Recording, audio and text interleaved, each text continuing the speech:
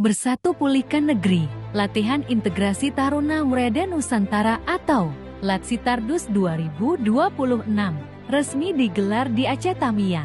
Kapolda Aceh Irjen Pol Dr. Marzuki Elai Basyah menghadiri upacara pembukaan yang dibuka langsung oleh Bupati Aceh Tamiang. Sebagai wujud sinergi dan kebersamaan, diselenggarakan oleh Kementerian Pertahanan Republik Indonesia. Latsitardus diikuti Taruna Akpol serta Taruna TNI dari 3 matra. Para taruna hadir membawa aksi nyata, bersentuhan langsung dengan masyarakat melalui kegiatan kemanusiaan, membantu pemulihan wilayah pasca banjir bandang. Kapolda Aceh menegaskan pentingnya disiplin, menjaga nama baik institusi, serta menghormati kearifan lokal dan kanon Aceh.